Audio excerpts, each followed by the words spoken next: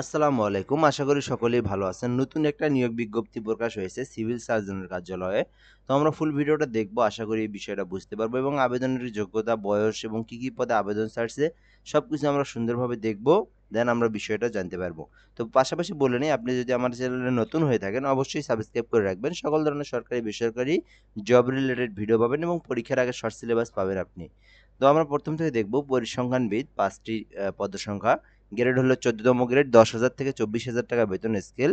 শিক্ষাগত যোগ্যতা হচ্ছে কোনো স্বীকৃত বিশ্ববিদ্যালয় হতে পরিসংখ্যান, গণিত, অর্থনীতি বিষয়ে স্নাতক সমমান ডিগ্রি থাকতে হবে। কম্পিউটার চালানোর দক্ষতা হবে, দেন কিন্তু আপনি আবেদন করতে পারবেন। অফিস সহকারী কাম কম্পিউটার মুদ্রাক্ষরিকের ২টি পদ, গ্রেড হলো ১৬তম, ৯,০০০ থেকে ২২,০০০ টাকা বেতন স্কেল। কোনো স্বীকৃতি বোর্ড হতে ন্যূনতম দ্বিতীয় বিভাগ বা সমমানের জিপিএতে উচ্চ মাধ্যমিক সার্টিফিকেট বা সমমান পরীক্ষায় উত্তীর্ণ থাকতে হবে, দেন কিন্তু আপনি আবেদন করতে পারবেন। এবং কম্পিউটারে এক্সপিরিয়েন্স থাকতে হবে, মিনিটে ২০টা বাই ২০টা শব্দ নিয়ে আসতে হবে।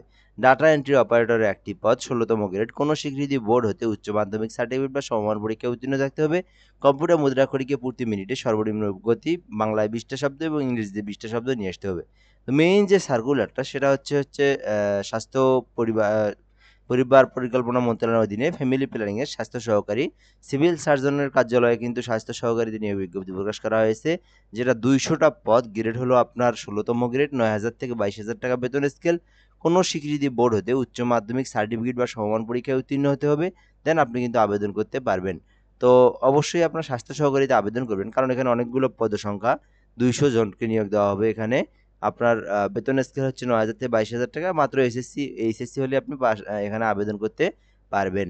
তো এরপর আমরা দেখব গাড়ি চালকের ২টি পদ। তো গ্রেড হচ্ছে ১৫তম গ্রেড, কোনো স্বীকৃতি বোর্ড হতে জুনিয়র স্কুল সার্টিফিকেট বা সমমান পরীক্ষায় উত্তীর্ণ হতে হবে, দেন আপনি কিন্তু আবেদন করতে পারবেন।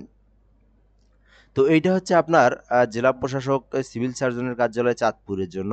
তো যারা চাঁদপুরে যারা আছেন তারা আবেদন করবেন। বাকি যেসব জেলার প্রার্থীরা আবেদন করতে পারবেন, জেলাগুলোর নাম আমি বলবো। তো এখান থেকে আমরা প্রথম থেকে দেখব কক্সবাজার, জয়পুরহাট, ভোলা, তারপরে দিনাজপুর, তারপরে হচ্ছে আপনার এখান থেকে গাইবান্ধা, গাইবান্ধা, মুন্সিগঞ্জ, নেত্রকোনা, পিরোজপুর, তারপর এখান থেকে হচ্ছে আপনার ঠাকুরগাঁও, খাগড়াছড়ি তো ছাড়ছে। তো এভাবে কিন্তু অনেকগুলো জেলাতে কিন্তু নিয়োগ বিজ্ঞপ্তি চলমান।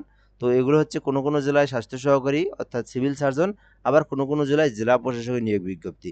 তো এগুলো হচ্ছে আপনার মানে জেলাভিত্তিক চাকরি আরকি। তো যারা আবেদন করবেন আপনারা আপনার জেলাগুলো সম্পর্কেও জানতে পারবেন।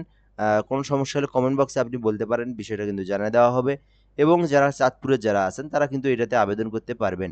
তো এবং পাশাপাশি যেটা আমি এখান থেকে নিচের দিকে একটু দেখাবো, যারা চাঁদপুরে তারা তো আবেদন করবেন এবং যে জেলাগুলোর নাম বললাম সেই জেলাগুলোর মধ্যে যদি আপনার জেলা পড়ে থাকে তো আপনি কিন্তু আবেদন করতে পারবেন। তো কোনো জেলায় জেলা প্রশাসক, কোনো জেলায় আপনার সিভিল সার্জন, ২ টাই কিন্তু নিয়োগ বিজ্ঞপ্তি চলমান।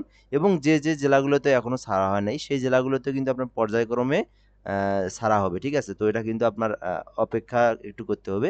এগুলো হচ্ছে পর্যায়ক্রমে ছাড়ে আরকি। এক করে আপনার হচ্ছে আপনার অনেকগুলো জেলাতে কিন্তু এতদিন ছাড়ছে। অনেকগুলো জেলাতে আপনার ডেট শেষ হয়ে গেছে। তো আবার এখন কিন্তু বাকি যে জেলাগুলোতে ছাড়ে নাই এগুলো কিন্তু আপনার পর্যায়ক্রমে ছাড়া হবে। তো আগ্রহী প্রার্থীগণ cs চাঁদপুর টেলিটক.com.bd এই ওয়েবসাইট থেকে কিন্তু আপনি আবেদন করতে পারবেন। সো এখানে হচ্ছে আপনার পিসি, কম্পিউটার, ল্যাপটপ যেটাই থাকুক আপনি cs চাঁদপুর টেলিটক.com.bd এটা লিখে কিন্তু আপনি এই সার্কুলারটা দেখতে পারবেন, আবেদনও করতে পারবেন এখানে। তো আবেদনের প্রসেসটা এখানে খুবই সহজ। এখানে ৩০০ বাই ৩০০ পিক্সেলের একটা ছবি লাগবে, ৩০০ বাই ৮০ পিক্সেলের একটা স্বাক্ষর লাগবে। এগুলো আপনি ফটোশপের মধ্যে ক্রপ করে নিয়ে আপনি কিন্তু পেমেন্ট করতে পারবেন। পেমেন্টের জন্য ১১২ টাকা খরচ হবে, যেটা কিন্তু আপনাকে টেলিটক সার্ভিসের মাধ্যমে আপনাকে জমা দিতে হবে। ঠিক আছে? তো এইরকমই বিষয়টা, এর বেশি কিছু না আর। তো আবেদনের প্রসেসটা কিন্তু অনেকগুলো ভিডিওতে অনেকগুলো আবেদন সম্পর্কে দেখানো আছে। আপনি চাইলে দেখতে পারেন সেগুলো। পাশাপাশি আমি যদি এটারও আবেদন করায় দেই, আপনারা কিন্তু যে কেউ আমার কাছ থেকে আবেদন করে নিতে পারবেন। সেজন্য কমেন্ট বক্সে যোগাযোগ করবেন আপনি। পাশাপাশি আপনি নিজেও আবেদন করতে পারবেন। খুবই সহজ প্রসেস। আবেদনের প্রসেসটা আমি দেখাই দেব অন্য এক সময় অন্য একটা ভিডিওতে। সো আজকের ভিডিও পর্যন্তই। ধন্যবাদ। ভালো থাকবেন। আসসালামু আলাইকুম এবং অবশ্যই সাবস্ক্রাইব করে রাখবেন।